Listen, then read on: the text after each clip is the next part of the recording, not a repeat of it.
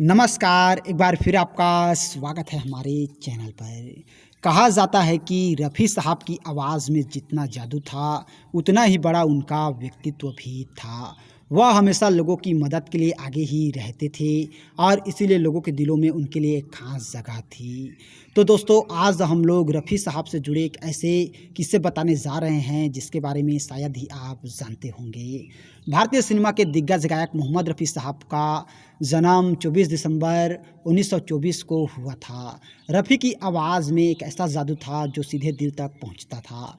शायद यही वजह है कि आज भी उनके गीत लोगों के दिलों पर छाए रहते हैं। दरअसल कहा जाता है कि जब रफ़ी साहब बुलंदियों के शिखर पर थे, तभी उन्होंने गायकी छोड़ने का फैसला कर लिया था। इसकी वजह थे मौलवियों के कहने पर ही उन्होंने फिल्मों में गाना बंद कर दिया। और बताया जाता है कि जब वह हज से लौटकर आए तो कुछ लोगों ने उनसे कहा कि अब आप हाजी हो गए हैं, इसलिए आपको गाना बजाना बंद कर देना चाहिए। इसके बाद रफ़ी साहब ने गाना छोड़ दिया।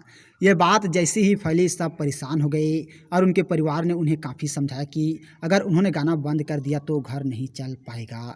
काफ़ी लोगों के समझाने के बाद रफ़ी साहब माने और उन्होंने फिर गाना शुरू कर दिया। रफ़ी को पहला ब्रेक पंजाबी फिल्म गुल बलोच से मिला था। वही मुंबई में उनकी पहली फिल्म गाँव की गोरी थी और रफ़ी के करियर का सबसे बेहतरीन वक्त 1956 से लेकर 1965 तक था, जिसमें उन्होंने कुल 6 फिल्म फेयर जीते। और लोग उनकी आवाज़ के किस कदर दीवाने थे, इसका अंदाज़ा एक और किस्से से लगाया जा सकता है। जी हाँ दोस्तों, एक अपराधी को फांसी की सज़ा दी जा रही थी। उससे उसकी आखिरी इच्छा पूछी गई तो उसने ना तो किसी से मिलने की इच्छा जताई, ना ही कुछ खाने की, बल्कि उसने जो मांगा उससे सब हैरान रह गए।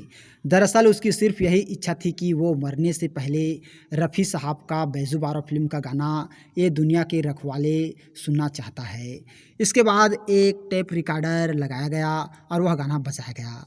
कहा जाता है कि इस गाने के लिए रफ़ी साहब ने 15 दिन तक रियाज किया था और रिकॉर्डिंग के बाद उनकी आवाज़ इतनी टूट गई थी कि कुछ लोगों ने यहाँ तक कह दिया था कि वह शायद अपनी आवाज़ को वापस पा पाएगा। जी हाँ दोस्तों, कुछ लोग तो ऐसे भी बोलते हैं कि रफ़ी साहब के गले से खून आ गया था, लेकिन क्या मसला है ये फिक्स पता नहीं है, लेकिन कई लोग ऐसे भी बताते हैं। और ये गीत काफ़ी ज़्यादा लोकप्रिय भी हुई थी, आप लोगों ने सुने ही होंगे, वो दुनिया के रखवाले सुन दर्द भरे नाले। क्या रफ़ी साहब ने गाया था और आज भी ये गीत बहुत ही ज़्यादा सुना जाता है।